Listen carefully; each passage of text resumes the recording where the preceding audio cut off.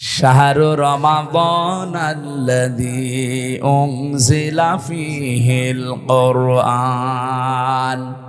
আল্লাহ বলেন এই সেই রমজান মাস যে মাসে কোরআন নাজিল করেছি। তার মানে আয়াত থেকে প্রমাণ হয় রমজান কিন্তু এর আগেও ছিল। রমজান মাসের দামটা বাড়ার পেছনে যে কারণে যে বললাম, আজকের মাহফিলে যারা এসেছেন 11 মাস 70টা মাহফিল শুনে যে সওয়াব পেয়েছেন আজকে তাই পাবেন খালি রমজানের কারণে। কারণ রমজানে আল্লাহ কোরআন নাজিল করেছেন। রমজানের দাম বাড়ার পেছনে কারণ কি বুঝলাম? কোরআন। বলেন বলেন। রমজানুল মুবারকে যেহেতু এক রাত আমরা আজকে 1 ঘন্টা জেগে থাকবো, 11 মাসে 70 ঘন্টা জেগে রাখার সওয়াব আল্লাহ দান করবেন। এই যে এই সওয়াবটা কেন? রমজানুল মুবারক এটা কিন্তু 1500 বছর আগেও ছিল। তখন এরকম 70টা সওয়াব হতো? বলেন হয়তো না। পৃথিবীতে এক একটা জিনিসের দাম বাড়ার পেছনে একটা জিনিস দায়ী থাকে বা কাজ করে। কাবা শরীফ আছে এই জন্য মক্কার দাম বেশি। কি কথা বলেন না কেন? কাবা শরীফ যদি বাংলাদেশে হয়তো বাংলাদেশেরও দাম বেড়ে যেত। মদিনায় নবীজির রওজা আছে, এ কারণে মদিনার দাম আল্লাহ বাড়িয়ে দিয়েছেন। এখানে যারা হজ করেছে বা করবেন আমরা জানি মদিনায় কিন্তু যাওয়া লাগে না হজে। মানে হজে যাওয়ার জন্য মদিনায় যাওয়া শর্ত না। যে কয়টা কাজ আছে হজের সব মক্কায় শেষ। বুঝতেছেন? মদিনায় যাওয়া লাগে না। এরপরও পৃথিবীর যত মানুষ আছে যায়, আমি তো দেখেছি কোন মানুষ মদিনা না ঘুরে আসে না। আমি 16 সালে গিয়েছিলাম, আমি দেখেছি মানুষ অন্তত 40 ওয়াক্ত নামাজ, তার মানে 8 দিন 50টা, এই 8টা দিন মদিনার মসজিদে নবীর এই মসজিদে যেভাবেই হোক কাটায়। একটাই কারণ হচ্ছে সেখানে আমাদের নবী, যার সার্টিফিকেট ছাড়া, যার সিগনেচার ছাড়া কেউ জান্নাতে যাবেন না, সেই লোকটা ঘুমিয়ে আছে। মুহাম্মাদুর, জবান খুলে পড়েন মুহাম্মাদুর রাসূলুল্লাহ। রমজানের দাম বাড়ার পেছনে একটা কারণ আছে, তার নাম রমজান। নাম কি? আরো জোরে বলেন। স্বামীর দাম কিসের জন্য? স্ত্রীর কারণে। কি আপনার মনে হচ্ছে না? স্ত্রীর দাম কিসের কারণে? এই পৃথিবীতে যে সমস্ত মহিলাদের স্বামী আছে ওরা কোরআন শরীফ খুঁজে দেখবেন তাদের নাম কিন্তু আল্লাহ কোরআনে দেয়নি। কি কথা বুঝতেছেন? আসিয়ার নাম আল্লাহ কোরআনে দেয়নি, কারণ কি? তার স্বামী ছিল, স্বামী ভালো হোক আর খারাপ হোক। হযরতে খাদিজাতুল কুবরার নাম কোরআনে আল্লাহ দেয়নি, তার স্বামী ছিল। হযরতে আয়েশার নাম কোরআনে আল্লাহ দেয়নি, তার স্বামী ছিল। উম্মে জামিলের নাম কোরআনে আল্লাহ দেয়নি, তার স্বামী ছিল। কিন্তু যে সমস্ত মহিলাদের স্বামী নেই ওই মহিলাদের নাম আপনি দেখবেন আল্লাহ কোরআনে উল্লেখ করেই দিয়েছেন। হযরতে মারিয়াম স্বামী ছিল, বলেন বলেন। তার নাম আল্লাহ কোরআনে শুধু দেয়নি তা না, পুরো একটা সূরা দিয়ে দিয়েছেন। রব্বুল আলামিন বলেন হযরতে মরিয়মের নাম একবার দুইবার না, কতবার কোরআনে উচ্চারণ আছে। কারণ পৃথিবীতে সবচাইতে গুরুত্বপূর্ণ একটা মেয়ে লোকের জীবনে যেটা স্বামী, সেটাই তার ছিল না। মা বোনেরা বিভিন্ন জায়গায় যারা বসে আছেন, স্বামী যাদের নেই তারা কিন্তু টের পাচ্ছেন কি জিনিস হারিয়েছি। আর আমরা তো এই সমাজে দেখতে পাই যাদের স্বামী নেই, কত মানুষ তাদের দিকে বিভিন্ন নজরে তাকায়। তারা যে কত অসহায়, কত রকমের উলটপালট কথা শোনা লাগে এই সমাজে। রাস্তা দিয়ে হেঁটে গেলেও একটা মানুষ আশেপাশে মন্তব্য করে যে ওই যে যাচ্ছে, ওর বাংলায় বললাম না আমি, বলে না? এই জন্য স্বামী যাদের আছে কদর করবেন, সম্মান করবেন। বিশ্ব নবী জানিয়েছেন কোন স্ত্রী যদি অবস্থায় মারা যেতে পারে যে তার স্বামী তার উপরে রাজি ছিল, আল্লাহ পাক পেছনে কিছুই দেখবেন না, তারে মাফ করে দিবেন। আরো জোরে বলেন সুবহানাল্লাহ। মেয়ে লোকের দেখি না এইসব নেই, ও আর গল্প করে মানুষের কাছে যে এলাকায় সবাই আমারে ভালো বলে, শুধু খোকার বাপ আমারে দেখতে পারে না। তোর এলাকায় সবাই ভালো বলার দরকার কি? ভালো বলা লাগবে তো এইটা। এক কথা বলে না কেন? এই যদি তোরে ভালো না বলে, তামাম দুনিয়া ভালো বললেও আল্লাহ রাজি হবে না। এই জন্য মেয়ে লোককে যদি মরে যায়, স্বামী যদি লাশের পাশে দাঁড়িয়ে বলতে পারে না আমার স্ত্রী কিন্তু সত্যি আমার মন মতো, আমি তার উপরে 100 ভাগ খুশি, আল্লাহর কসম ওই মেয়ে লোকের ছোটখাটো আমলগুলো আল্লাহ মাফ করে দিয়ে নিজেও খুশি হয়ে যাবেন। এখানে আমরা যারা স্বামী আছি মন থেকে বলতে পারবেন যে আমার স্ত্রীর উপর আমি 100 ভাগ খুশি। এরকম স্বামী হাত তোলেন তো, আন্দাজে হাত তোলো। প্রতিদিন 2 বার করে ঝগড়া করে আবার হাত তোলো না। ওই রকম মহিলা আছে, রাজশাহী থাকতে পারে, এসব আল্লাহর ওলি। এখানে সম্মানিত মা বোনেরা, আলহামদুলিল্লাহ আমি অন্যান্য জেলার তুলনায় আজকে 2 জন স্বামী পেলাম, তারা হাত তুলেই জানিয়েছে যে আমার স্ত্রীর উপরে 100 ভাগ রাজি। আল্লাহ যেন ওই স্ত্রীর মতো আমাদের সবার স্ত্রীকে বানিয়ে দেয়। তাহলে আমি যেটা বলছিলাম, এই পৃথিবীর ময়দানে একজনের দাম বাড়ার পেছনে আর একটা জিনিস দায়ী বা তার পেছনে কাজ করে। হন্না লিবা সল্লাকুম ওয়া আনতুম লিবাসুল্লাহুন্না। স্বামী স্ত্রী একে অন্যের পোশাক। কি পোশাকের কাজ? কি পোশাকের প্রায় 27টা কাজ আছে। 1 নম্বরে পোশাকের কাজ হচ্ছে পোশাক মানুষের লজ্জা স্থান ঢেকে রাখে। কথা বলে না কেন? স্বামী স্ত্রী 2 জনের কিন্তু এই চরিত্র হওয়া লাগবে, একে অন্যের দোষ গোপন করে রাখবে। আর আমরা না, পরিবারের দোষ আরো বিভিন্ন জায়গায় একে অন্যেরটা বলে বেড়াই। 2 নম্বরে পোশাকের কাজ হচ্ছে পোশাক মানুষের সম্মান বৃদ্ধি করে। বলেন তো, এখানে আমি যে পোশাক পরে এসেছি এই কারণে আপনারা আমার উঠতে দিলেন। আমি যদি ন্যাংটা হয়ে আসতাম, যত বড় আমির হামজা হোক উঠতে দিতেন, বলতেন নাউজুবিল্লাহ আস্তাগফিরুল্লাহ। হযরতে শেখ সাদি রহমতুল্লাহ আলাইহি, ওনার কিতাব 2টা প্রসিদ্ধ কিতাব আছে, গুলিস্তা আর বস্তা।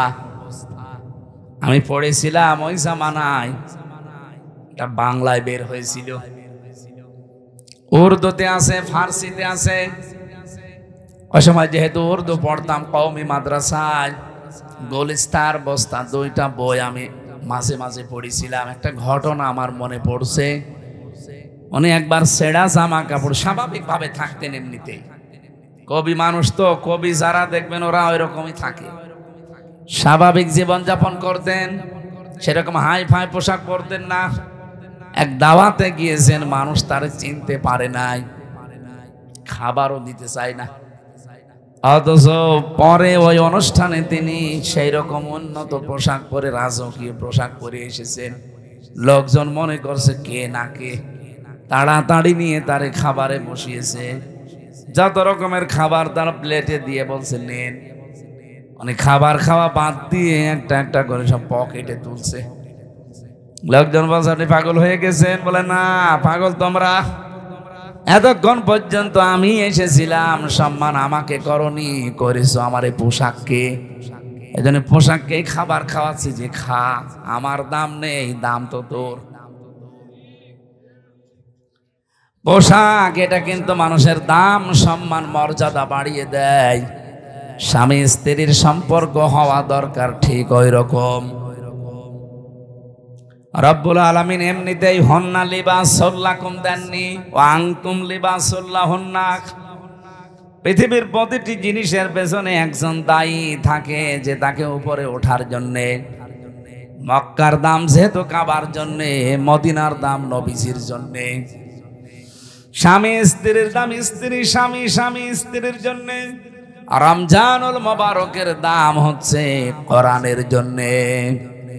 রাব্বুল আলামিন বলেন এমন কোরআন আমি দিয়েছি হুদাল লিন্নাস, এটা মানুষকে হেদায়েত দেবে। কোরআনের সেই ক্ষমতা এখন আর নেই। আগেকার জামানায় যারা পীর সাহেব শুনতাম, বিভিন্ন দরবারে মানুষ যেত আল্লাহকে পাওয়ার জন্যে, তারা কোরআন শরীফ তুলে দিত, এই নেন আল্লাহকে পেয়ে যাবেন। তারা কোরআন পড়তো, বুঝতো আমার আল্লাহর পরিচয় তারা পেয়ে যেত। এখনকার জামানায় দেখি অধিকাংশ দরবারে সিস্টেম আর নেই। এখন গেলে কোরআন শরীফ আর দেয় না, জিকির দেয়, হো হো করবি যা। আপনি ব্রাহ্মণবাড়িয়া, চট্টগ্রাম, বিশেষ করে কুমিল্লা, এই লাইনগুলোতে আপনি যে দেখবেন যত দরবার আছে, অধিকাংশ দরবারে গেলে কোরআন শরীফ দেয় না। আমার তাহেরি ভাই এক পীর, ওখানে লেখা আছে আল্লামা পীর মুফতি গিয়াসউদ্দিন আত-তাহেরি রহমতুল্লাহ, তো মরিনি রহমতুল্লাহ বলা ঠিক হবে না, মাদ্দাজিল্লুহুল আলিয়া। এর কাছে যারা যায় ওকে কোনোদিন কোরআন শরীফ তুলে দেবে, কারণ ও নিজেই দেখি কোরআন শরীফ পড়তে পারে না। ওর যা তেলাওয়াত, আমার ছোট মেয়েও হাসবে। কি আমি তো নিজে দুই একটা শুনেছি, ওনার যা তেলাওয়াতের সিস্টেম, আমার ওই যে ছোট মেয়ে যেটা ফারিহা জান্নাত, ওইটাও হাসবে। এ পড়া হইল, আমার আব্বার পড়া মাঝে মাঝে শুনি তাই হাসে, কি পড়ছে দাদা। কোরআন শরীফ পড়তে হলে যে নিয়ম নীতিগুলো আগে জানা লাগে, ওটা আমার মেয়ে জানে, কিন্তু আমার বাবা জানে না। বাবা এই 64-65 বছর বয়সে এখন আবার নতুন করে আলিফ বা তা সা শিখতেছে। উনি আপনাদের মতো গ্রাম্য মানুষ, কৃষক, এতদিন হয়তো পড়েনি বা সে সময় দেয়নি। এখন এই বুড়ো বয়সে এসে আমি তা তাকিদ দিয়েছে যে পড়াই লাগবে, টাকা পয়সা খরচ হয় হোক, আপনাকে শেখা লাগবে মরণের আগে কোরআন। যেহেতু রমজানুল মোবারক এসে গেছে, এক মাসে হুজুরকে দরকার হয় আপনি লিখে দেন, এখন পড়তেছে। আশা করছি উনিও পারবে। যে পীরের দরবারে আগে গেলে তারা কোরআন তুলে দিত, মানুষ পড়ে পেয়েছে তো আল্লাহকে। এখন যেহেতু কোরআন দেয় না, এই জন্য আল্লাহকে অধিকাংশ দরবারে পায় না, পায় কি গাঁজা। আর কথা বলে না কেন? আপনি দেখছেন না এখন বিভিন্ন জায়গায় যৌথ বাহিনী রেড দিচ্ছে, অধিকাংশ দরবার গুলো প্রায় 113টা দরবারেরই দেখলাম, এগুলো সব ব্যাংকে গড়িয়ে দিয়েছে অলরেডি। কারণ এখানে সব জেনা, ব্যভিচার আর গাঁজা খাওয়ার আড্ডাখানা। কোরআন শরীফের কোন নিয়ম সেখানে পাওয়া যায় না, তো নাম কিন্তু পীরের দরবার, শাহেন শাহে দরবার। ওখানে আবার বছরে বছরে ওরস শরীফ হয়, নওরোজ শরীফ হয়, খসরোজ শরীফ হয়, গোসল শরীফ হয়।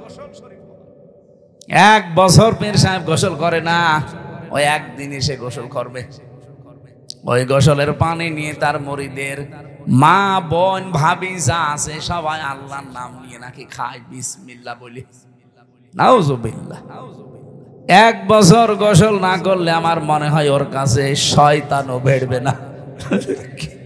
ওটা কি গন্ধ, পাটা তো কি। আর এই লোকের যদি গোসল করিয়ে সেই পানি, আমার মনে হয় পানির কাছেও যাওয়া ঠিক না। বলেন 2-3 দিন গোসল না করলে তা কেমন লাগে শরীরের ভেতর। আর শয়তান এক বছর কত কিছু যে কত কিছু হয়, আমি নিচে নামলাম না। আমি যেটা বোঝাতে যাই, কোরআন আল্লাহ দিয়েছেন মানুষকে হেদায়েত দেওয়ার জন্য, সেই ক্ষমতা এখনো কোরআনের আছে। এই জন্য প্রথম আয়াত কি কোরআনের, দালিকাল কিতাবুল লা রাইবা ফীহি। এই যে কিতাবের আগে আলিফ লাম আছে। আপনারা কি গল্প পেছনে আমার কানে আওয়াজ আসে, এটা বন্ধ করেন তো একটু।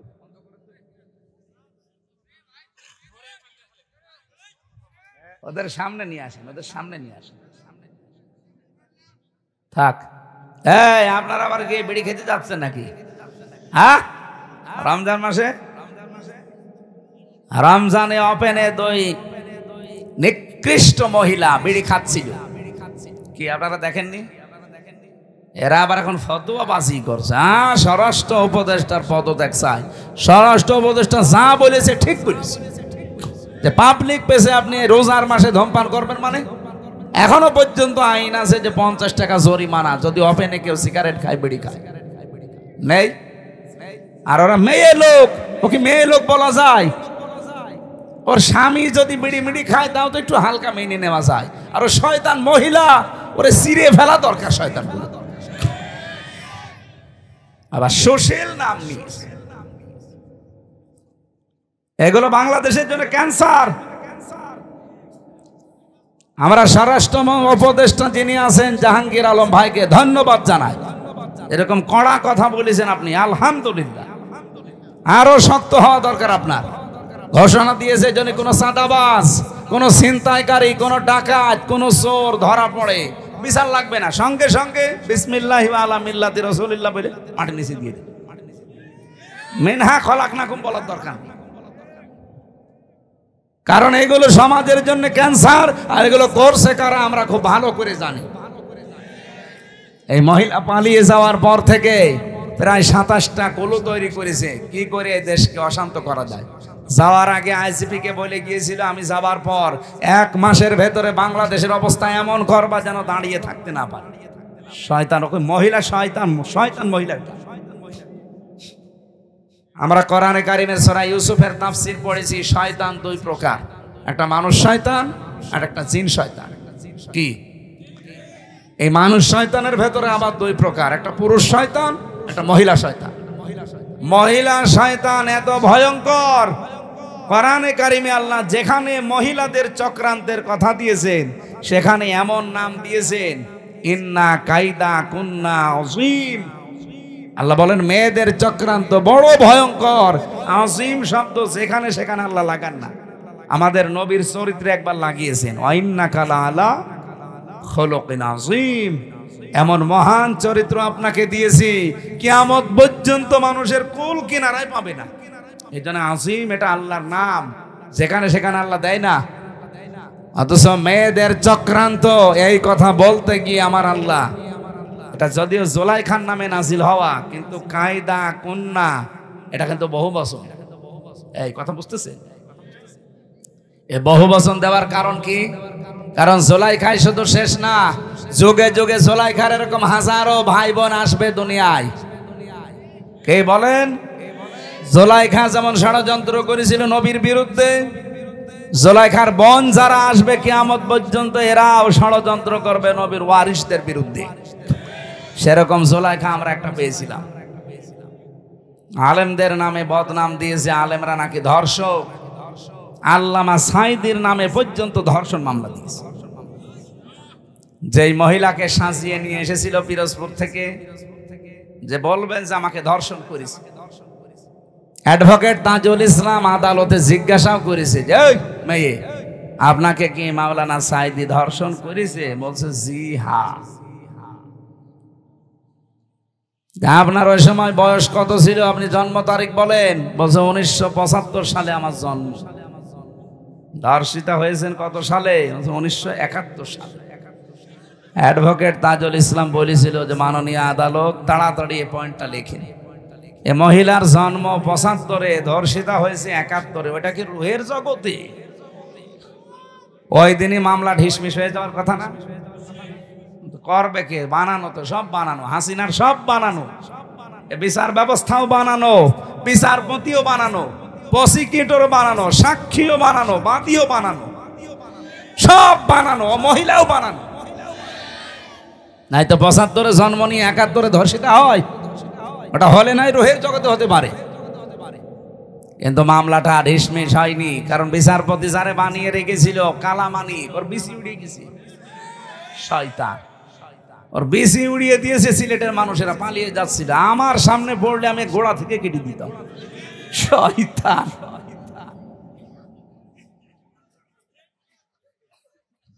সেদিন আমার গাজীপুরে মাহফিল ছিল, আমি সেই রুমে ছিলাম, ফাঁসির কন্ডেম ছেলে, ওর পাশের রুমে আমি ছিলাম 16 নম্বরে, 15 নম্বরে, ওনাকে এখন 16 নম্বরে আছে।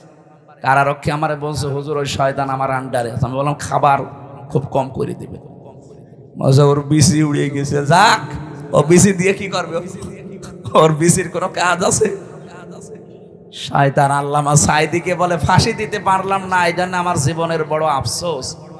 ওরে পিটিয়ে মেরে ফেলা দরকার শয়তান। কলার পাতায় শুয়েছি, কে কথা বলেন? কি দৃশ্য দেখেছেন? কলার পাতায় শুয়ে থাকার সময় মাথায় আবার টুপি দিয়েছে। শয়তান যাতে মাতাল হলো তাহলে ঠিক ছিল। কলার পাতায় তো শুয়ে আছে, মাথায় টুপি দিয়েছে, আর বেল্ট কি মাজা চলে না, আবার বেল্ট দিয়েছে, গলায় গামছা দিয়ে টানতে টানতে নিয়ে আসছিল সিলেটের মানুষ। কত মানুষ ডিম মারছিল, পচা ডিম, দেখেন না আদালতে? আল্লাহ বলেন আযাব মুহিন, এটা অপমানজনক শাস্তি। আলেমদের বিরুদ্ধে যত নিকৃষ্ট কাজ এই শয়তানগুলো তালিকা বানিয়েছিল 116 জন আলেমের, এরা নাকি ধর্ম ব্যবসায়ী, তার ভেতরে আমার নাম 10 নাম্বার। সুবহানাল্লাহ, নাউযুবিল্লাহ।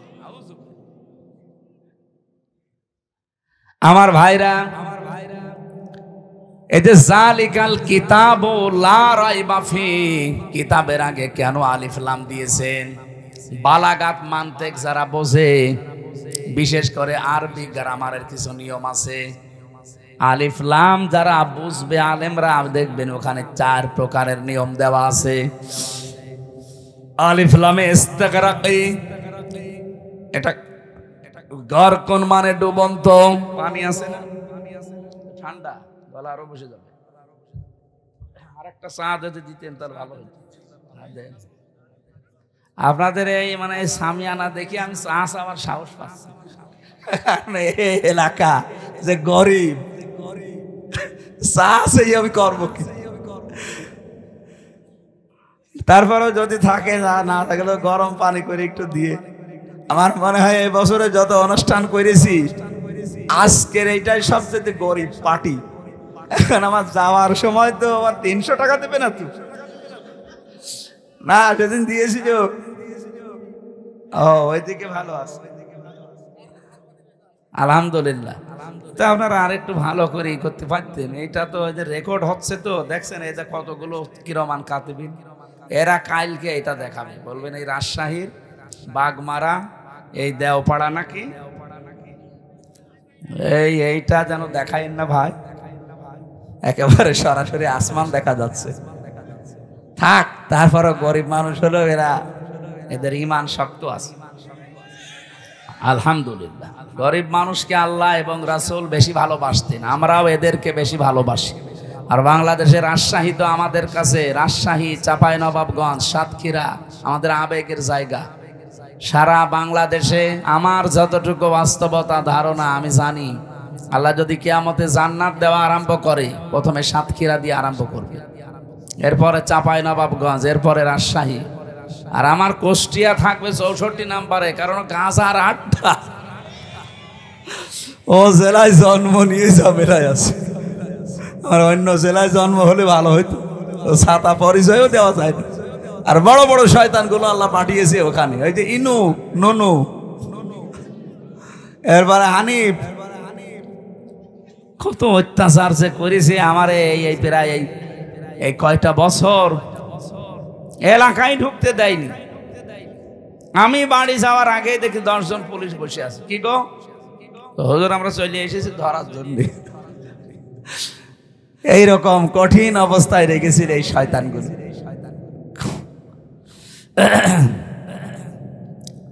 গরকুন শব্দের শাব্দিক অর্থ বলছিলাম, দেখি আপনাদের মেধা কেমন। গরকুন মানে কি? হ্যাঁ, ডুবন্ত, হ্যাঁ, ডুবে যাওয়া। এখানে যে আলিফ লাম আল্লাহ দিয়েছেন, আল্লাহ রাব্বুল আলামিন এই আলিফ লামকে গরকুন বলেননি। হ্যাঁ, আলহামদুলিল্লাহি রাব্বিল আলামিন, ওখানেও আলিফ লাম আছে হামদের আগে, ওইটা কিন্তু আলিফ লামে ইস্তিগরাকি। যত রকমের প্রশংসা আমি দুনিয়ায় করতে পারি সব আমি আমার আল্লাহর জন্য নির্দিষ্ট করে দিলাম। এখানে যালিকাল কিতাবু লা রাইবা ফি, কিতাবের আগে আলিফ লাম দেওয়ার আল্লাহর উদ্দেশ্য হচ্ছে, আমি তাফসিরে পড়েছি, এটা আল্লাহ রাব্বুল আলামিন বোঝাতে চেয়েছেন পৃথিবীতে একটাই মাত্র কিতাব আছে যেটা মানুষকে হেদায়েত দিতে পারে, তার নাম কোরআন। তার নাম কি? কোরআন ছাড়া হেদায়েত দেওয়ার কোনো কিতাব দুনিয়ায় নেই। আছে? এজন্য আপনাকে কিছু পেতে হলে এর কাছে আসা লাগবে।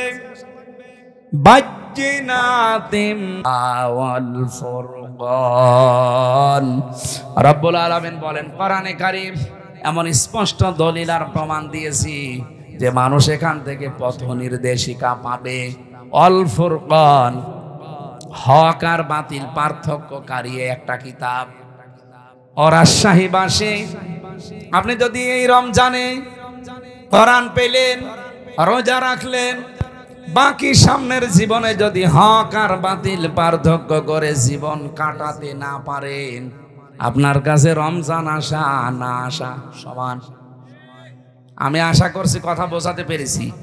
এটাই আসল কথা আজকে। আল ফুরকান, সত্য মিথ্যা পার্থক্য করে বাকি জীবন চালানো লাগবে। আর কতদিন এভাবে না বোঝার ভান করে থাকবেন? রমজানও পাচ্ছেন প্রতি বছরে বছরে, কোরআনও আছে আপনার কাছে। হক আর বাতিল কোনটার সামনে এটা দেখে যদি জীবন চালাতে না পারেন, আপনার জীবন ব্যর্থ।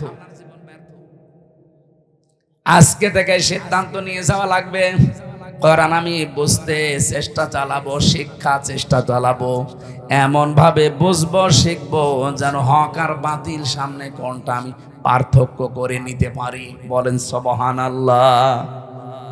আমার তেলাওয়াতকৃত আয়াত ছিল সূরা বাকারার 183 নম্বর আয়াত।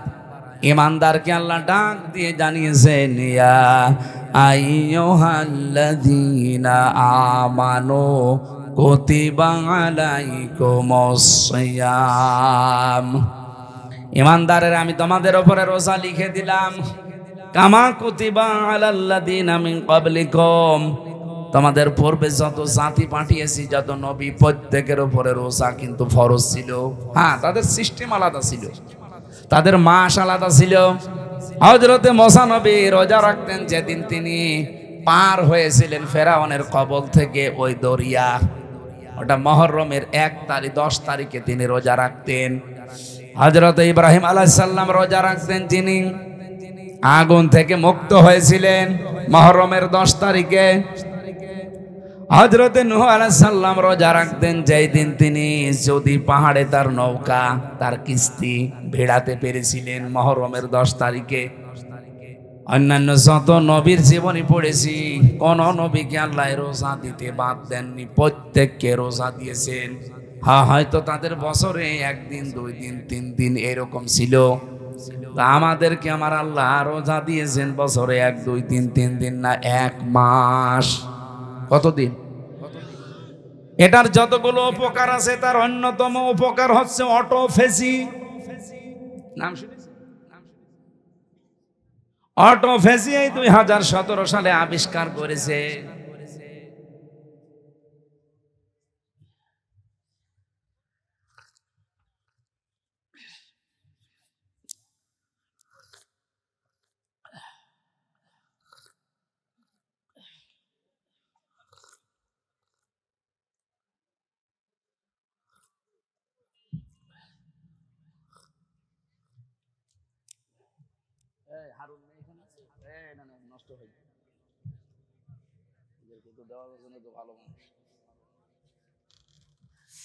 রাজশাহীবাসী, জাপানের একজন বিজ্ঞানী, স্বাস্থ্য বিজ্ঞানী, উনি নোবেল পেয়েছেন 2017 সালে। এই তথ্যটা দিয়েছেন ইউশোনারি ওসামি। এই লোকটা জানিয়েছে আমাদের শরীরের ভেতরে 2 কোটি কোষ আছে। একাধারে যদি মানুষ 12 মাস খাবার খেতেই থাকে, বন্ধ না করে খাবার খাওয়া, তাহলে এই শরীরের ভেতরে আরো আশপাশে কিছু বৃদ্ধি হয় কোষ।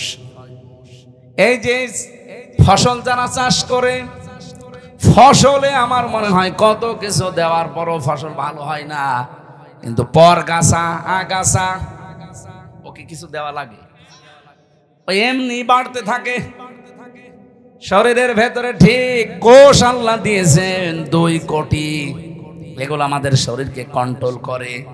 কারণ রক্ত আছে আমার শরীরে, আপনার শরীরে 5 কেজি থেকে 5.5 কেজি। এই 5.5 কেজি রক্তকে পুরা শরীরে কন্ট্রোল করছে। এই কোষগুলো যদি না থাকে 5 প্রকার ক্যান্সার দেখা দেবে যদি ওই কোষ বৃদ্ধি হতেই থাকে। 2 নম্বরে টিউমার বৃদ্ধি হবে। যারা 11-12 মাস একাধারে খেতেই থাকে তাদের এই 2টা রোগ বেশি হওয়ার সম্ভাবনা, কারণ ওই কোষগুলো বাড়তে থাকে।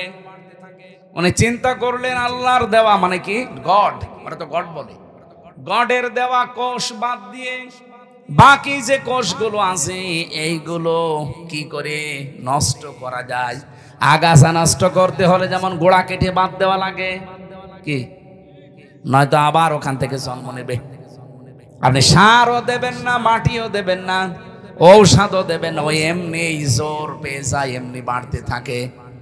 আর আপনার ওই অতিরিক্ত ওই আগাছা পরগাছা কোষগুলো যদি বাড়তে থাকে তাহলে আপনার শরীরের ভেতরে রক্তে 5 প্রকার ক্যান্সার হবে এবং টিউমার বাড়তে থাকবে।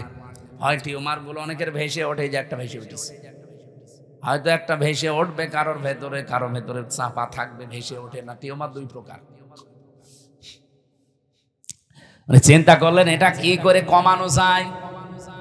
ওনার 13 বছর গবেষণার ফল, এমনিতে নোবেল দেয়নি, দিয়েছে এই কারণে 13 বছর গবেষণা করে উনি জানিয়েছে কেউ যদি অন্তত 29-30 দিন 12-14 ঘন্টা দিনের বেলা না খেয়ে থাকতে পারে একাধারে, তাহলে আল্লাহর এই গডের দেওয়া কোষগুলো, আমরা কি বলবো গড না আল্লাহ? আল্লাহ। ও যা বলে বলুক, আল্লাহর দেওয়া এই সৃষ্টি কোষগুলো, ওরা যেহেতু আল্লাহকে বিশ্বাস করে না, ওরা বলছে গডের দেওয়া প্রাকৃতিক নিয়মে এমনি তৈরি হওয়া। আসলে কি সব এমনি তৈরি হয়? এর পেছনে একজন কারিগর আছে না? এই জন্য আমরা বলবো, একবারে বলেন তো কে, আরো জোরে বলেন কে। ওরা অন্য জাতির লোক, ওরা আল্লাহকে বিশ্বাস করে না, এই জন্য গড বলে চালায়, প্রাকৃতিক বলে চালায়। প্রকৃতিগত ভাবে তৈরি হওয়া এই কোষগুলো তখন ক্ষুধার্ত হয়ে যায়, তখন ওই যে আগাছা পরগাছা অতিরিক্ত বেশি ওই কোষগুলো তখন খাওয়া আরম্ভ করে। 30 দিন একাধারে খেতে খেতে পুরা সাবাড় করে ফেলে, আপনাকে ওই আগের অবস্থায় আবার ফিরিয়ে দেয়। তখন ক্যান্সার থেকে, টিউমার থেকে আল্লাহ আপনাকে বাঁচিয়ে দেয়।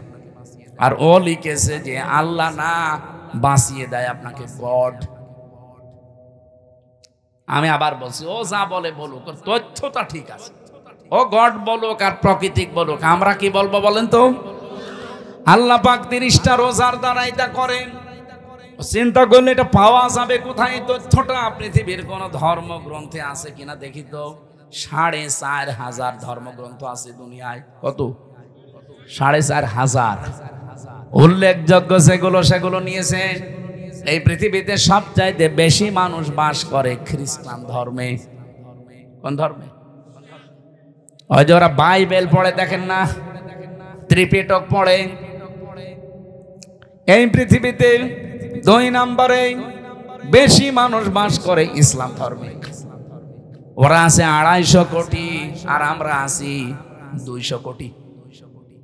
যেভাবে মুসলমান আরম্ভ হয়েছে সারা বিশ্বে, বিশেষ করে ইংল্যান্ডে, আমেরিকায়, মুসলমান যেভাবে বৃদ্ধি হওয়া আরম্ভ হয়েছে, আমাদের চরিত্র, আমাদের অ্যাক্টিভিটিস, আমাদের যদি কাজকর্ম আরো উন্নত হতো, সাহাবীদের মতো মুসলমান আরো বেড়ে যেত। আমরা বাটপারি করি, সিটারি করি, প্রতারণা করি, এই জন্য ওরা মনে করে মুসলমান এই ও ছাতা হওয়ার দরকার নেই।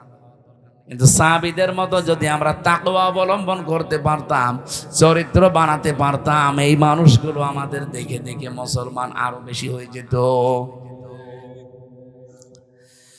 4,500 ধর্মীয় গ্রন্থগুলো একটা একটা করে মিলিয়েছে।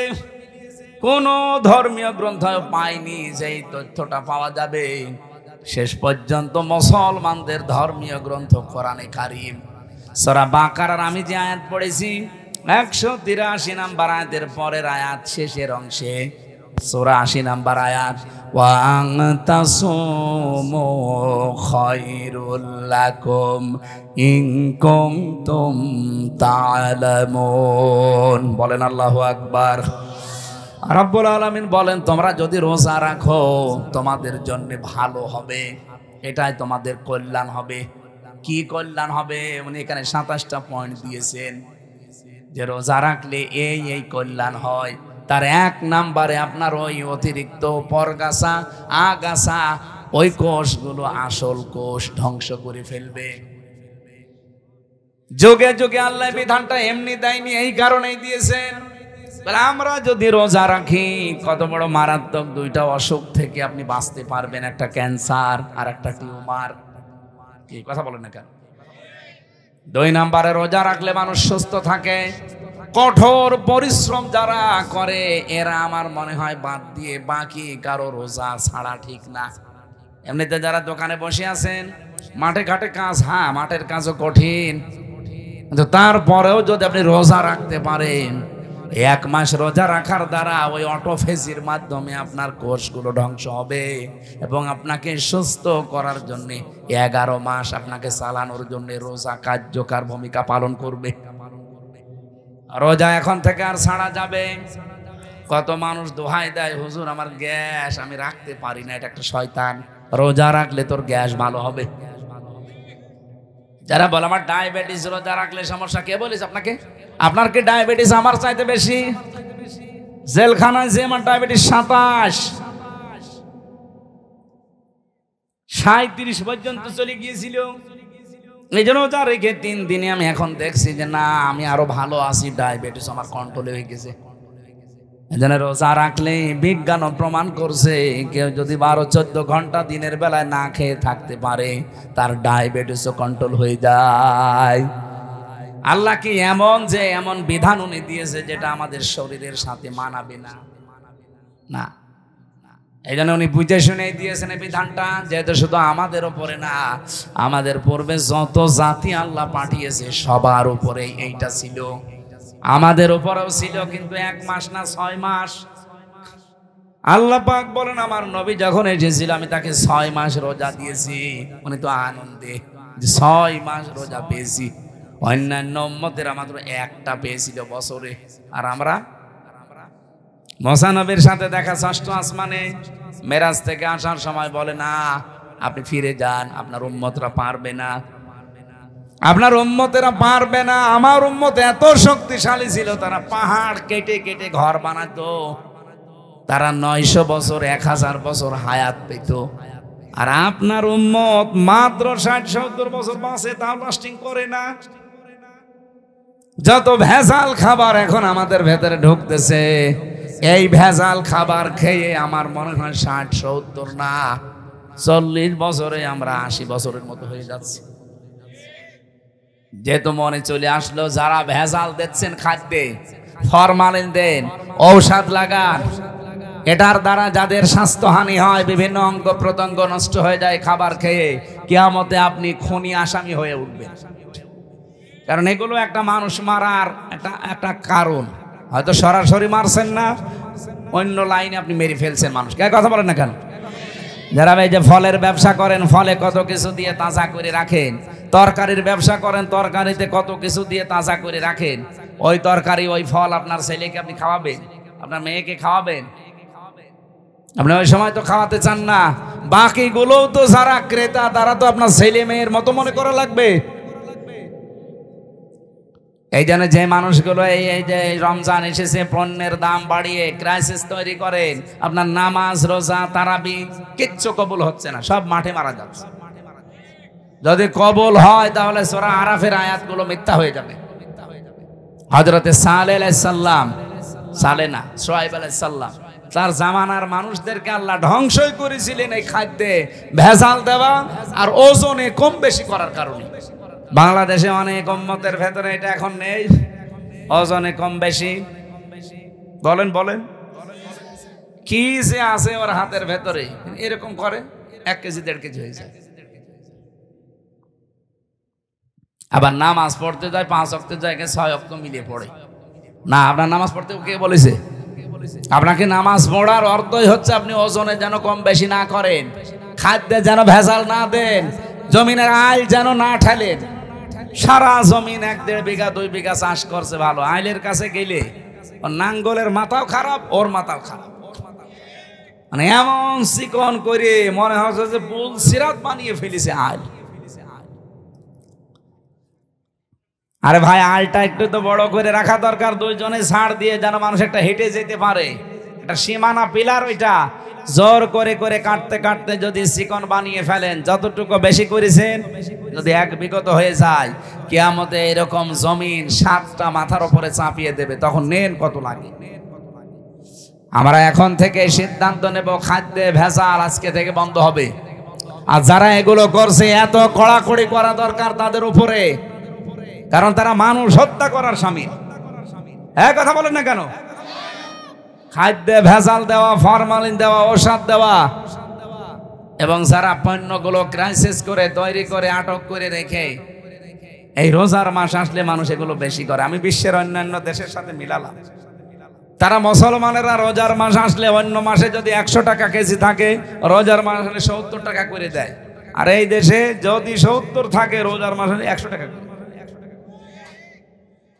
আপনার এত দরকার লাভ ক্ষতি, এইটার আসল মালিককে আরো জোরে বলেন না। আমরা তো এটা মনে করি না, তাহলে রোজার মাসে রোজাদারদের, আল্লাহরে বান্দা বান্দিদের কষ্ট দেওয়ার জন্য বাড়িয়ে দিতাম না। মনে করে না আমার লাভ বেশি করা লাগবে। আরে ভাই, লাভ আপনার হবে 170-এর জায়গায় 100 টাকা, 70-এর জায়গায় 100 টাকা নিয়ে আসবেন, এদিকে আর এক রাস্তা খুলে দেবে আল্লাহ, 200 টাকা চলে যাবে। মাথার ভেতরে যেগুলো আছে, একটা যদি নাট বল্টু ঢিল হয়ে যায়, আপনি টের পাচ্ছেন, শেষে 100 না, ওরকম 1000-100 যাবে। কম্পিউটারে দেখলাম মাথার ভেতরে আছে ফ্রন্টাল লব, অক্সিপিটাল লব, প্যারাইটাল লব, টেম্পোরাল লব, মোটর কর্টেক্স, সেন্সরি কর্টেক্স, লব 70,000 তার দিয়ে, রক দিয়ে আল্লাহ পুরা মাথাটা পুরা শরীরের সাথে কন্ট্রোল করছে। বিজ্ঞান এখন দেখাচ্ছে যদি একটা তার অকেজ হয়ে যায়, হামজা পাগল হয়ে যাবে, নিজের পায়খানা নিজে খাবে। আপনি কার দিকে ভরসা করে জোর করেন বলেন? আল্লাহর বিধান বাদ দিয়ে আপনি আন্দাজে উপায় করছেন, এগুলো থাকবে? থাকবে না। এই জন্য খাদ্যে ভেজাল, ফরমালিন এগুলো মুক্ত হওয়া দরকার। এই মুহূর্তে সিদ্ধান্ত নেওয়া লাগবে, রোজা এসেছে এগুলো দেওয়ার জন্য। কামা কুতিবা আলাল্লাযীনা মিন ক্বাবলিকুম, এর পূর্বে যত জাতি তাদেরকে রোজার এই শিক্ষা ছিল। নবীজি বললেন আমি তো আনন্দেই ছিলাম। মুসা নবী আমাকে বলছে আপনি কমান, পারবেন আপনার উম্মত। আমি বারবার গিয়েছি, আল্লাহ কমিয়েছে, শেষে 1 মাস। মুসা নবী আবার বলছে যান, আবার কমান, না আমার লজ্জা করে, যা নিয়েছি এইটাই হোক। সঙ্গে সঙ্গে জিবরাইল এসে বলে হে রাসূল, আল্লাহ কিন্তু 1 মাসই রোজা লিখে দিয়েছিলেন। আল্লাহ যেটা লেখে ওইটা কি পরিবর্তন হয়? যেহেতু আপনার কনসিডারের কারণে আল্লাহ কমিয়ে দিয়েছে, কিন্তু পরিবর্তন হবে না। আপনার উম্মতদেরকে বলবেন ওরা যদি 1 মাস হক আদায় করে রোজা রাখতে পারে, মহান আল্লাহ তাদেরকে 6 মাস রোজা রাখার সওয়াব দিয়ে দেবেন। হাদিস, বিশ্ব নবী বলেন ওই লোকটার রোজায় আল্লাহর কোনো দরকার নেই যে লোকটা রোজা রেখেও মিথ্যা কথা ছাড়তে পারে না। এদেশে তো নেই। আমরা নিজেদেরকে এখন থেকে কন্ট্রোল করব, আল্লাকুম তাত্তাকুন, তাকওয়া যেন অর্জন হয়। রোজা রাখার দ্বারা যেটা আপনি দেখান আমার আল্লাহকে, অন্যান্য ইবাদতেও এইটাই দেখাবেন। আল্লাহ কম বেশি সবাইকে এই আয়াতের উপরে তাদের জীবন চালানোর তৌফিক যেন দান করেন, বলেন আমিন। এই বিধানটা মানতে গিয়ে কত কন্ট্রোল ভাবে মানুষ চলে। কেউ না দেখলে আল্লাহ দেখছে, এই ভয়ে কোনো হারাম জিনিস খেতেও চায় না। কি বলেন বলেন? অথচ এই মানুষটা বাকি 11 মাস বাবা শাহজালাল সব হালাল। না, এইভাবে চলতে হবে না। রোজার শিক্ষাটা আমাদের জীবনে যেন কাজে লাগে। কুতিবা আলাইকুম, কুতিবা শব্দ দিয়ে আল্লাহ যতগুলো আয়াত নাজিল করেছেন, কুতিবা আলাইকুমুল কিতাল, কুতিবা আলাইকুমুল কিসাস, কুতিবা আলাইকুমুস সিয়াম, প্রত্যেকেই ফরজ। আপনি শুধু সিয়াম ফরজ মনে করেন, অনেকে কিসাসকে ফরজ মনে করে না, বলে এটা দুনিয়ার কাজ, এটা খারাপ কাজ, এটা বড় বড় কাজ। এই জন্য তো সুরঞ্জিত বাবু বলেছিল যে চুরি করলে হাত কেটে দাও, এই আইন হচ্ছে কোরআনে, এটা বড় বড় আইন। বলেন নাউজুবিল্লাহ।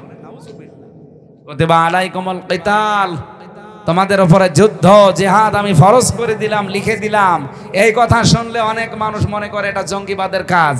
জিহাদকে যারা জঙ্গি মনে করে তারাই আসল জঙ্গি। আরে ভাই, জিহাদ হচ্ছে পৃথিবীর জঙ্গি নির্মূল করার জন্য। অন্যায় যেখানে জিহাদ সেখানে। বলেন তো চাঁদাবাজি করা অন্যায় কাজ না? এক কথা বলেন না কেন? সুতরাং চাঁদাবাজি যেখানে, প্রতিবাদ সেখানে, এইটার নামই জিহাদ।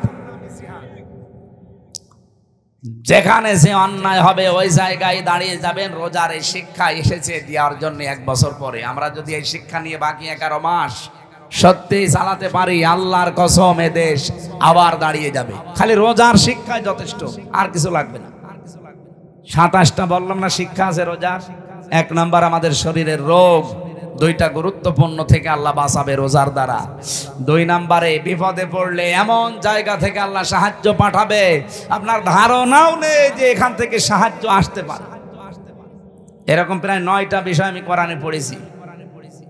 এই জন্য আমরা রোজা রাখার দ্বারা এগুলো পেতে চাই। যেহেতু সামনে 11:30 বাজে, আমরা মন থেকে সবার জন্য দোয়া করছি। ওয়ারাফা'না লাকা যিকরাক, যার যে মর্যাদা আল্লাহ যেন তাকে ওটা দেয়। কে কথা বুঝতেছেন? আন্দাজে তো সম্মান দিলে হচ্ছে না, সম্মান দিতে হবে আল্লাহকে। আলিল্লাহিল ইজ্জাতু ওয়া লিরাসূলিহি ওয়া লিল মুমিনিনা ওয়ালাকিন্নাল মুনাফিকিনা লা ইয়ালামুন। হে নবী, পৃথিবীতে সম্মান আমি রেখেছি আমি আল্লাহর জন্য, রাসূলের জন্য, আর যারা ঈমানদার তাদের জন্য। কিন্তু মুনাফিক যারা, এরা এটা জানে না। ওরা মনে করে সম্মান মনে হয় জোর করার ভেতরে। এই জন্য দেখেন না, এই 15.5 বছর অনেকে জোর করে সম্মান পেতে চেয়েছে।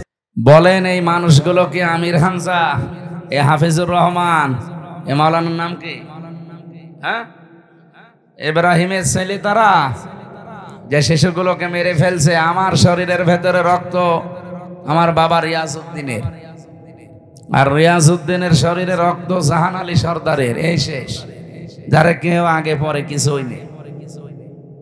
অথচ ফিলিস্তিনে, গাজা, এই সমস্ত ছেলে মেয়েদের শরীরে রক্ত সুলাইমান আলাইহিস সালাম, দাউদ আলাইহিস সালাম, মুসা আলাইহিস সালামের। আপনি টের পাচ্ছেন কি বলছি? গোলাপের পাপড়ির মতো এই ছোট্ট ছোট্ট বাচ্চাগুলোকে দুনিয়া থেকে বিদায় করে দিচ্ছে এই শয়তানগুলো। আবার মানবতার কথা বলে এরা। এই জন্য যারা বানিয়েছে এগুলো তো এমনি বানায়নি, অনেক কিছু চিন্তা ভাবনা করে কার দ্বারা মানবতার ক্ষতি বেশি হয় এগুলো দেখে তারপরে তালিকা বানিয়েছে। আমার আফসোস ছিল না তালিকা আরো 14টা বানা, কিন্তু 1 নম্বরের নাম আমাদের হাজী সাহেবের আসবে।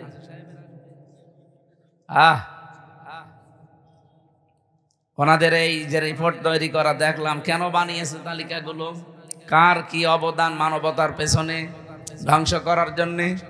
হাসিনার জন্য যেটা দিয়েছে সেটা হচ্ছে আয়না ঘর। উনি আয়না ঘর বানিয়েছে, পৃথিবীর ইতিহাস পাল্টিয়ে দিয়েছে।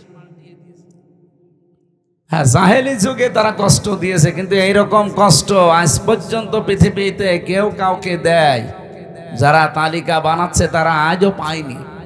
একটা মানুষ 8 বছর 10 বছর, এদিকে 3 হাত এদিকে 1.5 হাত, এতটুকু একটা ঘর, সামনে আবার একটা টয়লেট বসানো, কোনো জানালা নেই, দরজা নেই, দেওয়াল নেই। ওই যে বসে আছে ওর সামনে আপনাকে টয়লেট করা লাগবে। এখানে যারা জেল খেটেছে জিজ্ঞাসা করেন, জেলখানায়ও টয়লেট আছে, কিন্তু মানে বেশি উঁচা না, দেওয়ালগুলো এই 1-1.5 হাত 2 হাত হবে। আপনি বসলে দেখা যায় না, দাঁড়ালে দেখা যায়। এইরকম সিস্টেম থাকলে কি টয়লেটই হয়? তাও তো 1-1.5 হাত 2 হাত আছে, আর ওগুলো কিছুই নেই। আমি নিজেও তো ছিলাম ওখানে মাটির নিচে, আমিও 10 দিন ছিলাম রিমান্ডে। যে কয়দিন ছিলাম আমি দেখেছি ওখানে কিচ্ছু নেই, ও দেওয়ালও নেই, দরজাও নেই, পুরাটা ফাঁকা। আপনি কি করবেন বসে টয়লেটে? সব ওরা দাঁড়িয়ে দাঁড়িয়ে দেখে। মানবতার সাথে এই যে মহা কৌতুক, এই আয়না ঘরের সাথে সম্পৃক্ত, এই কারণে ওকে নিকৃষ্ট মানুষের তালিকায় দিয়েছি 1 নম্বরে। আসলে 1 নম্বরই থাকা দরকার। অন্যান্য মানুষগুলো অপরাধ করেছে মানবতার সাথে, কিন্তু এত নিচে কেউ নামেনি। 8টা বছর 10টা বছর তার স্ত্রী জানে না যে সে মরে আছে না বেঁচে গেছে। যদি আপনি ধরে মেরে ফেলে বলতেন যে আমি ব্যারিস্টার আরমানকে মেরে ফেলেছি, তাহলে তার বউটা বিয়ে করতে পারত? কথা বলেন না কেন? আপনার নিজের মেয়ে হোক তো, আপনার জামাই ওইভাবে 8 বছর 2 বছর 10 বছর নিরুদ্দেশ হয়ে যাক, গুম হয়ে থাক, আপনি দেখেন তো আপনার মেয়ে ঠিকই থাকতে পারে কিনা। 14 জায়গায় বিয়ের জন্য বিভিন্ন জায়গায় খোঁজ লাগাবে যে কবে দেবে না। মানুষের ভেতরে আল্লাহ চাহিদা দিয়েছে, যৌবন দিয়েছে। ব্যারিস্টার আরমানের স্ত্রীর ভেতরে ছিল না? কথা বলে না কেন? এখনো পর্যন্ত অনেকে জালেমের সাফাই গাছ। হ্যাঁ, কি হয়েছে যে বউর পালিয়ে চলে যাওয়া লাগবে? তোমার সাথে তো হয়নি।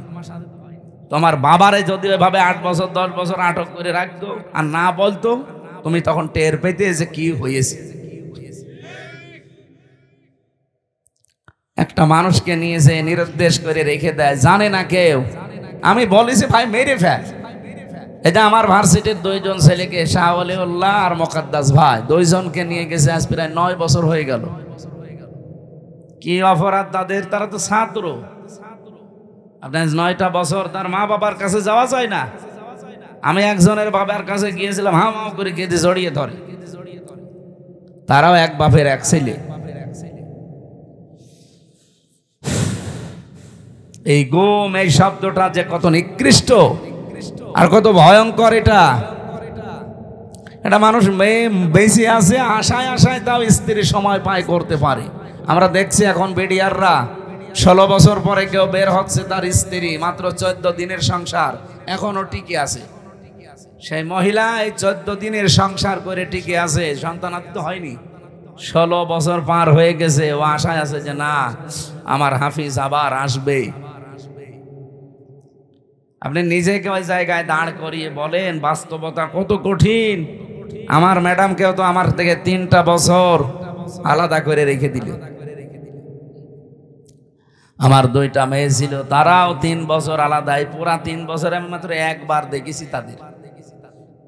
তাও তো তারা জানতো যে বাইসি আছে, অন্তত হাসিনা পড়ে গেলে হয়তো বের হবে।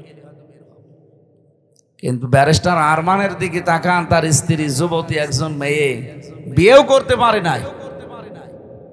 স্বামীর আশায় আশায় কাটিয়ে দিয়েছে প্রায় 8 বছর। এই কারণে এই চিন্তা গবেষণা করে ওনারা রিপোর্ট পেশ করেছে যে পৃথিবীতে 1 নাম্বার খারাপ মানুষ, নিকৃষ্ট মানুষ এই মহিলা। আল্লাহ যেন এরকম কিছু সামনে আমাদের আর না দেয়। যাই হোক, বাংলাদেশ অন্তত আয়না ঘর কেউ যেন বানাতে না পারে। এটা আপনি না দেখলে আপনাকে বোঝানো যাবে না, এটা যে কত বড় ভয়ঙ্কর জায়গা।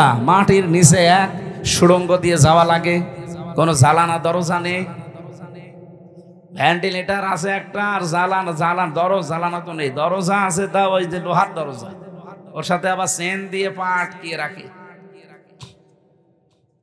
আমার হাতেও তো বাধা ছিল চেন, আমার পেছনে বাধা ছিল। এই জন্য পৃথিবীর এই নিকৃষ্ট তালিকায় যাদেরই নাম এসেছে, আল্লাহ যেন তাদেরকে ডবল শাস্তি দেয়। কারণ এরা যা ক্ষতি করেছে, এদের একবার মেরে ফেললে হবে না, এদের 14 বার মারা লাগবে। আর ওদেরকে 14 বার মারবেন, ওদের 14টা জীবন আছে নেই। এরা কি আরম্ভ করেছে?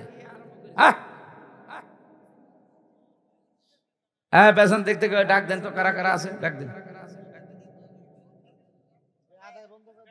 সব বন্ধ করেন, বসেন, পরে আমি ঘন্টাখানিক কথা বলি, এর পরে যা করার করেন। মাহফিল যারা দেয় এরা শোনেন না। এক মহিলা সে মাথায় কাপড় ফেলে দিয়ে দৌড়াচ্ছি, যাই তুমি এইভাবে দৌড়া, তোমার গ্রামে মাহফিল দিয়েছি তাই কত না, আবার মাথায় কাপড়ও দিয়ে লাগবে। এরা তো তাই করছে, আমাদেরকে বসিয়ে দিয়ে ওরা গল্প করছে।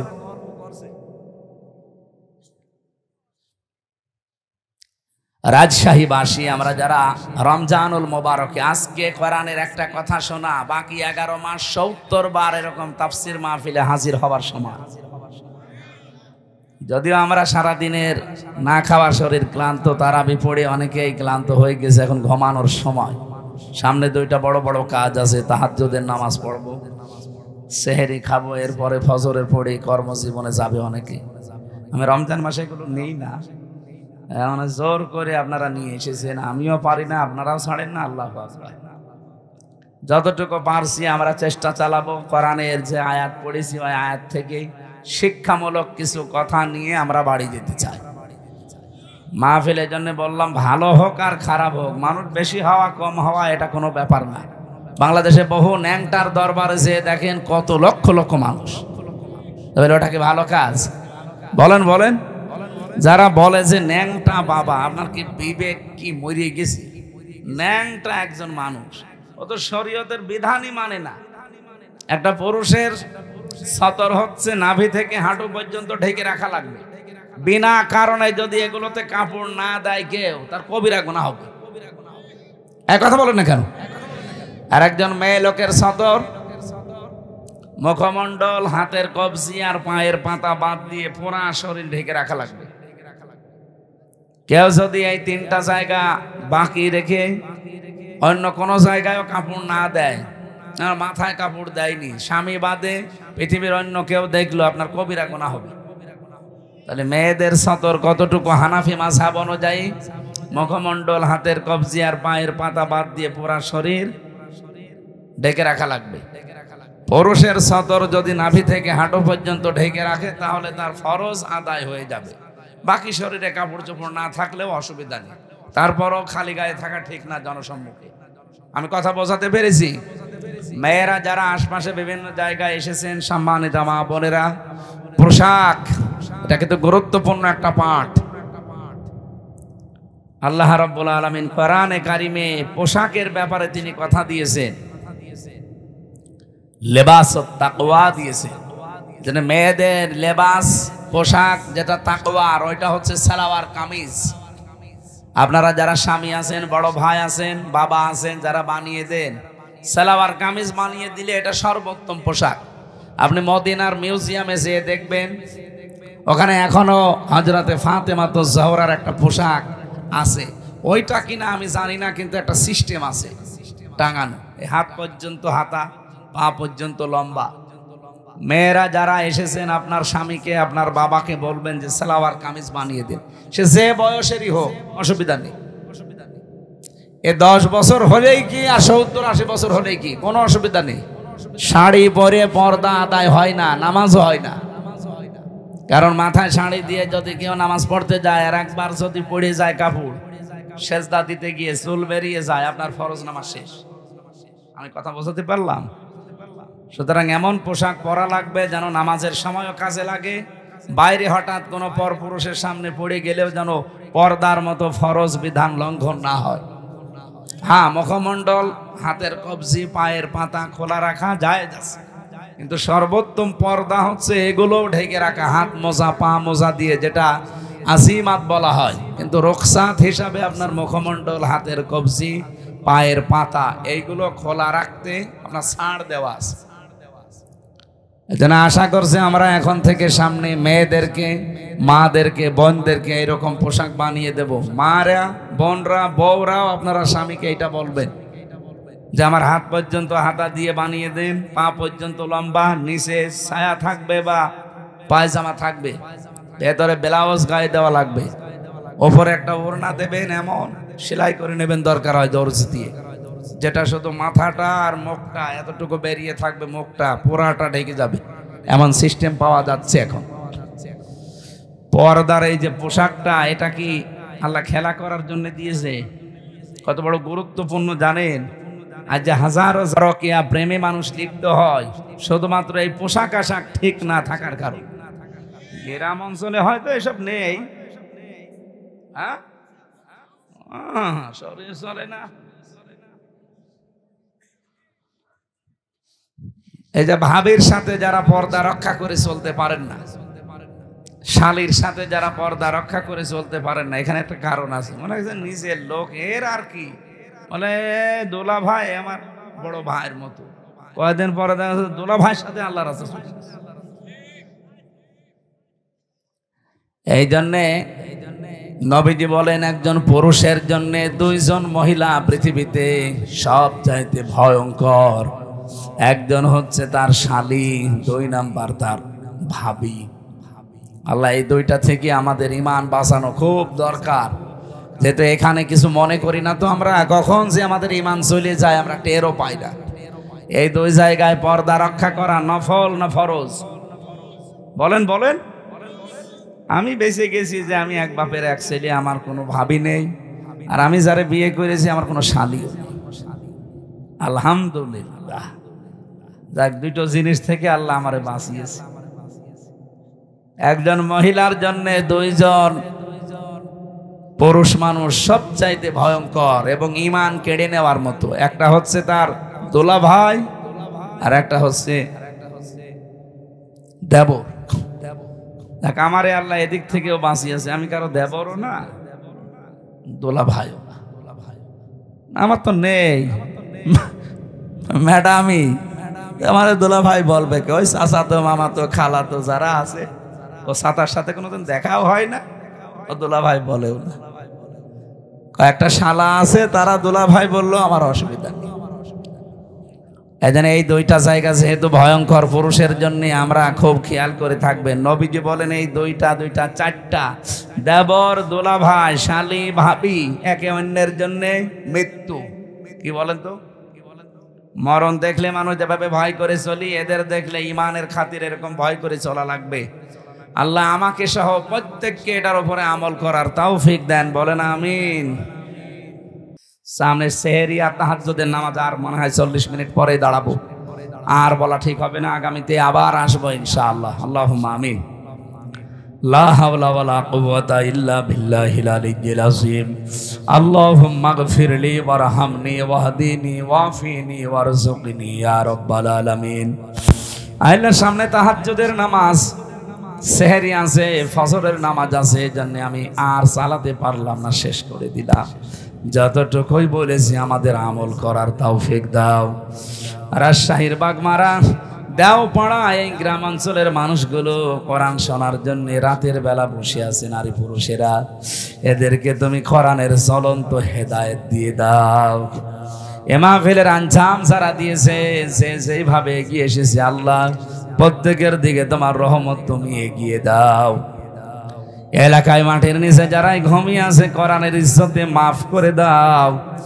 মাওলানা হাফিজুর রহমান ভাইয়ের মাধ্যমে আজকে মাহফিলে এসেছি, যত আলেম এখানে এসেছে, মাহফিলের প্রধান অতিথি জিয়া ভাই সহ বিশেষ অতিথি যত অতিথি এখানে এসেছে, কাজের কারণে অনেকে আসতে পারে নাই, প্রত্যেককেই তুমি কবুল করে নাও। মা বোনদেরকে তুমি খাদিজার মতো, আয়েশার মতো বানিয়ে দাও। আল্লাহ তাআলা আমাদেরকে তুমি রোগ শোক থেকে মুক্ত রাখো, হক আদায় করে বাকি রোজাগুলো আদায় করার তৌফিক দাও। আগামীর বাংলাদেশটা তুমি শান্ত এবং কোরআনের হাতে তুলে দাও। বারাকাল্লাহু লানা।